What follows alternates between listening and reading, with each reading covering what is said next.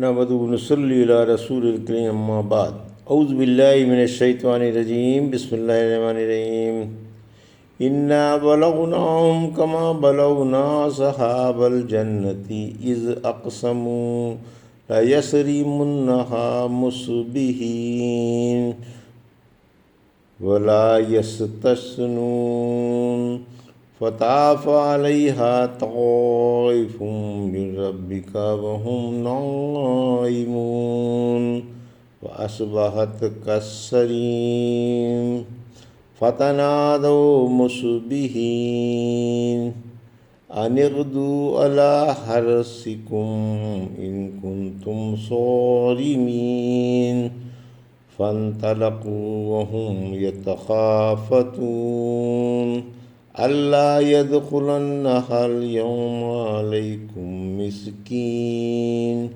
وغدوا على حرد قادرين فلما رأوها قالوا إنا لضالون بل نحن محرومون قال أوسطهم ولم أقل لكم لولا تسبحون قالوا سبحان ربنا إنا كنا ظالمين فأقبل بعضهم على بعض يتلاومون قالوا يا ويلنا إنا كنا طاغين عسى ربنا أن يبدلنا خيرا منها إنا إلى ربنا راغبون كذلك العذاب ولعذاب الآخرة أكبر لو كانوا يعلمون۔ ابھی آپ نے سورہ قلم کی آیت 17 سے 33 کی تلاوت سماعت فرمائی۔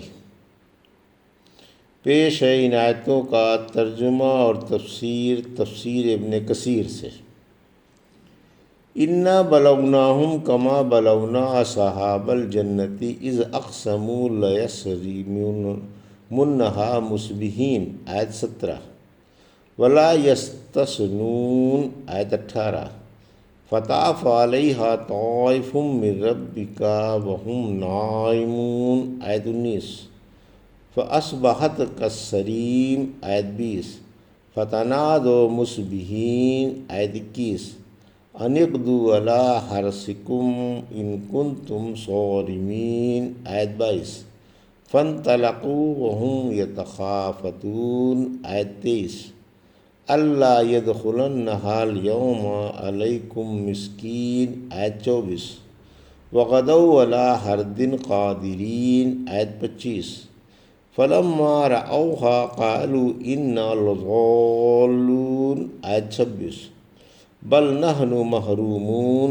آیت 27، قال اوسطهم الم اقل لكم لولا تسبحون آیت 28، قالوا سبحان ربنا انا كنا ظالمین آیت 29، فاقبل بعضهم على بعض يتلاومون آیت 30، قالوا یا ویلنا انا كنا طاغین آیت 31، عسى ربنا ان يبدلنا خيرا منها انا الى ربنا راغبون آیت 32، كذلك العذاب والعذاب بالآخرة أكبر لو كانوا يعلمون آیت 33۔ ترجمہ: ہم نے انہیں آزمایا جیسے باغ والوں کو آزمایا تھا جب انہوں نے قسم کھا لی تھی کہ صبح صبح اس باغ کے پھل اتار کر لے آئیں گے، اور سبحان اللہ بھی نہیں کہا تھا۔ پھر آپ کے رب کی طرف سے اس باغ پر ایک گھومنے والا گھوم گیا جب یہ سوئے ہوئے تھے، پھر وہ باغ کئی کٹی ہوئی کھیتی کی طرح ہو گیا۔ پھر جب صبح ہوئی تو ایک دوسرے کو آواز دے کر بلانے لگا کہ اگر تمہیں پھل توڑنے ہیں تو سویرے ہی سویرے چلو، چنانچہ وہ چل پڑے اور چپکے ہی چپکے یہ باتیں کرتے جا رہے تھے کہ آج تمہارے پاس کوئی فقیر نہیں آئے گا، اور تیز رفتار صبح صبح جا رہے تھے اور خوش ہو رہے تھے کہ پھل ہمارے قبضے میں ہیں۔ پھر جب باغ دیکھا تو ٹھٹک گئے اور کہنے لگے واقعی ہم راہ بھول گئے، نہیں ایسا نہیں ہے، بلکہ ہم پھلوں سے محروم ہو گئے۔ ان میں سے ایک بھلے آدمی نے کہا کیا میں تم سے کہتا نہ تھا کہ اللہ کی پاکی کیوں بیان نہیں کرتے؟ اب سب کہنے لگے کہ ہمارا رب پاک ہے، بلا شبہ ہم ہی ظالم ہیں۔ پھر آپس میں ایک دوسرے کی طرف متوجہ ہو کر ایک دوسرے کو ملامت کرنے لگے، بولے ہائے ہماری شامت، ہم سرکش تھے۔ خیر کوئی بڑی بات نہیں، اگر ہمارا رب ہمیں اس باغ سے بہتر باغ دے دے، ہم تو اپنے رب ہی کی طرف رغبت کرنے والے ہیں۔ اسی طرح عذاب آتا ہے، اور آخرت کا عذاب تو بہت ہی بڑا ہے، کاش لوگوں کو اس کا یقین ہوتا۔ یہ تھا ترجمہ سورہ قلم کی آیت 17 سے 33 کا تفسیر۔ آیت 17، قریشیوں کی ایک مثال، یعنی اے قریشیوں تمہاری مثال باغ والوں کی سی ہے۔ ہم نے تم پر ترس کھا کر اپنی کمال مہربانی سے پیغمبر اسلام کو مبعوث فرمایا۔ یہ ہماری ایک نعمت عظمہ تھی، تم اسے ہاتھوں ہاتھ لیتے اور دل و جان سے بصد مسرت قبول کرتے، مگر تم نے یہ نعمت ٹھکرا دی، انہیں جھٹلایا اور ان سے لڑائیاں لڑیں اور ناشکری کر کے عذاب کے مستحق بن گئے۔ ہم نے باغ والوں کی طرح تمہیں بھی آزما لیا، تم بڑے ناقدرے اور احسان فراموش ہو۔ پھر فرمایا کہ ان باغ والوں نے قسمیں کھائیں کہ راتوں رات اس کے پھل اتار لائیں گے تاکہ کسی فقیر کو خبر نہ ہو اور اسے پھل دینے نہ پڑ جائیں، اور صحیح سالم پورے پھل قبضے میں آ جائیں۔ آیت 18، چونکہ انہوں نے قسمیں کھائی تھیں اور انشاءاللہ نہ کہا تھا، اس لیے ان کی قسمیں ٹوٹیں۔ آیت 19-20، یعنی اس باغ پر آسمانی آفت ٹوٹ پڑی، پھر وہ سیاہ رات کی طرح سیاہ یا کٹی ہوئی کھیتی کی طرح خشک ہو کر رہ گیا۔ گناہ روزی سے محروم کر دیتے ہیں۔